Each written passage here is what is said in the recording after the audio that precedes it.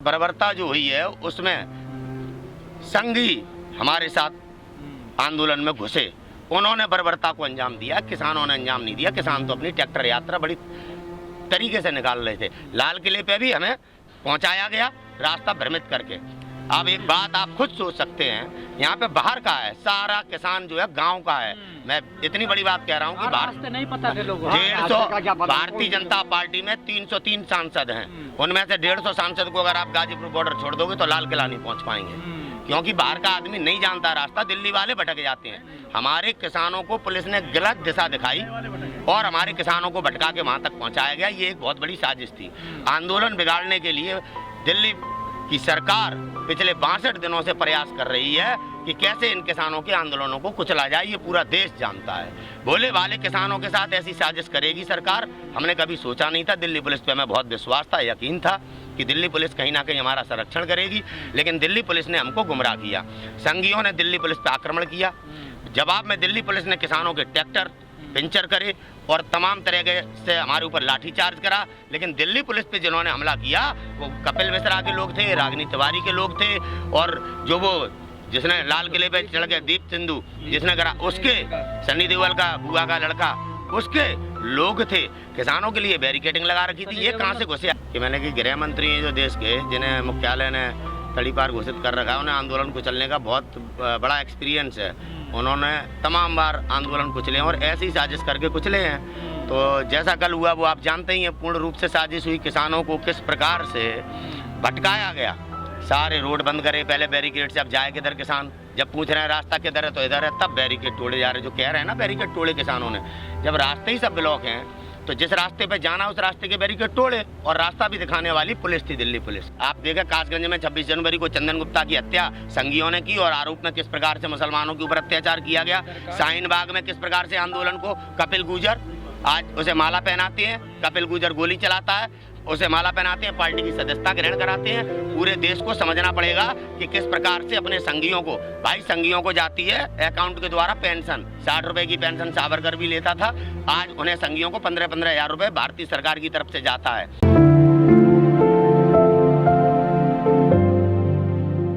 यही तो चोरों के सबूत हैं। बस देश को समझना चाहिए क्यों सफाई देनी पड़ी दिल्ली पुलिस को। और काले कानून जो बनाए उस पर आपके ये अंबानी जी उस पर कहते हैं हमारा कोई लेना देना नहीं है। तो चोर सामने है, केवल देश को सोचने और समझने की जरूरत है। पूरा हमारा नेशनल मीडिया पिछले 6 सालों से देश को गुमराह कर रहा है। ये वो मीडिया है जो आज किसानों को गुमराह कर रहा है। इसने आज तक पीएम से सवाल नहीं किया।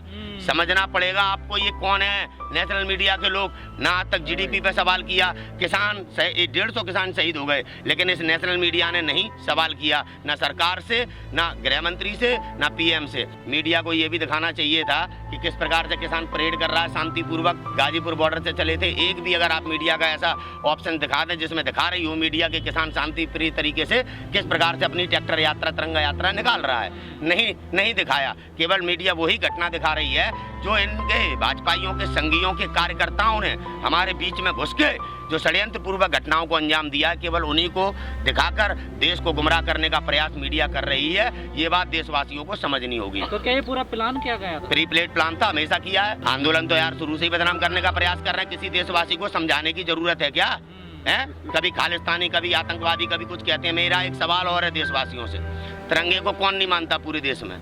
केवल ये आरएसएस के लोग। सन 2000 तक इनके संघ के मुख्य कार्यालय पे तिरंगा नहीं लहराया गया। आज झंडे की सियासत कर रहे हैं। झंडा तो शिवसेना का भी है, झंडा तो आरएसएस का भी है, झंडा करणी सेना का भी है, झंडा पंजाब में संगठन उनका भी है। तो झंडे पे सियासत वो कर रहे हैं जो तिरंगे को नहीं मानते, जिन्होंने तिरंगे के लिए बलिदान दिया है। उन्हें अपमानित करने का प्रयास किया जा रहा है। आज अगर नहीं लड़ेंगे तो आगे आने वाले दिनों में वो हालत होगी जैसे शाहीन बाग में जो आंदोलनकारी थे उनको किस प्रकार से आंदोलन उखड़ने के बाद कैसे जेलों में बंद करा गया, और जो लोग आंदोलन को बिगाड़ने का कार्य कर रहे थे उन्हें भाजपा की सदस्यता दिलाई गई। देशवासियों, आपको ये गंभीरता से चिंतन करना पड़ेगा। आज उस भोले वाले किसान के साथ षड्यंत्र वो लोग कर रहे हैं जो तड़ीपार हैं, जो संसद में बैठे आतंकवादी साध्वी प्रज्ञा सिंह ठाकुर जैसे लोग।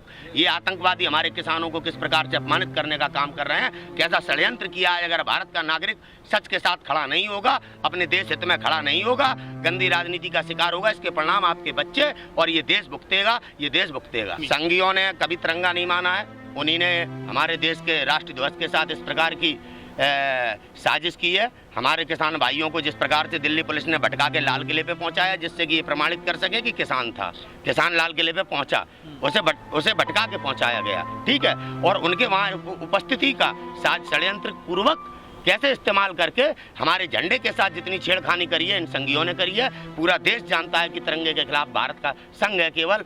ऐसा इसलिए हुआ कि दिल्ली पुलिस ने जिस प्रकार से गुमराह करने के लिए बैरिकेड लगा के सारे रास्ते जो ब्लॉक किए थे, किसान नेता वो रास्ते खुलवाने में लगे रहे। और जब इंडिकेट हुआ दिल्ली पुलिस के और संघियों के माध्यम से, संघी इंडिकेट कर रहे, अरे इधर है दिल्ली, इधर है दिल्ली, तो जब मालूम पड़ा नौजवानों को इधर है दिल्ली, तो नौजवानों ने बैरिकेड तोड़े और उसमें बैरिकेड तोड़ने में नौजवान आगे निकल गए और किसान नेता पीछे रह गए।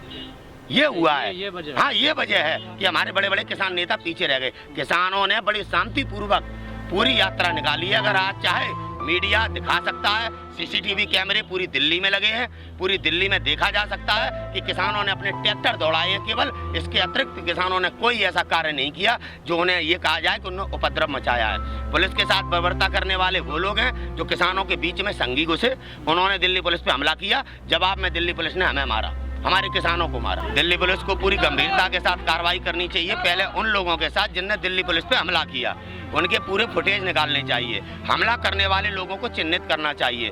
दिल्ली पुलिस पे हमला करने वाले लोगों को दिल्ली पुलिस छोड़ रही है।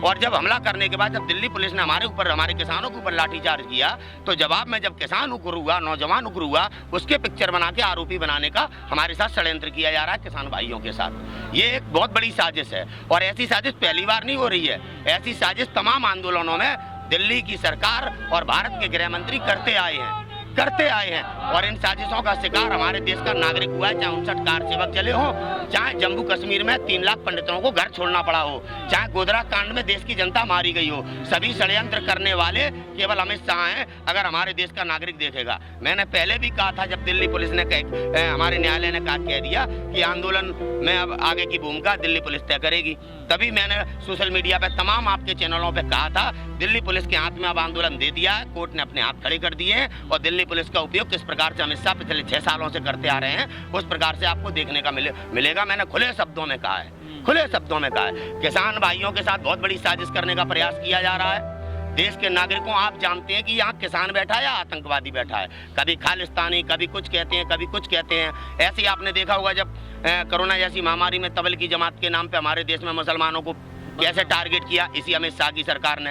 हमारा कोर्ट कह देता है ये प्रोपगंडा था। अरे जनाब, इस प्रोपगंडे में तमाम मुसलमानों के घर उजड़ गए, दिल्ली में मुसलमानों की हत्याएं की गई। आपने प्रोपगंडा कह के दिल्ली पुलिस को क्लीन चिट दे दी। कैसे छात्राओं पे जुल्म किया गया, कैसे धर्म के नाम पर यूनिवर्सिटी में बच्चों को मारा पीटा गया। आप लोगों को समझना पड़ेगा किस प्रकार से ये डिवाइड एंड रूल खेल के करते हैं। हमें अब खालिस्तानी, आतंकवादी कह के कैसे देश में बदनाम कर रहे हैं, समझना पड़ेगा। दोनों तथ्यों को देखिए आप, कैसे ये आंदोलनकारियों से निपटते हैं साजिश के तहत। आज किसानों को कटघरे में खड़ा किया है, देश को जागना पड़ेगा।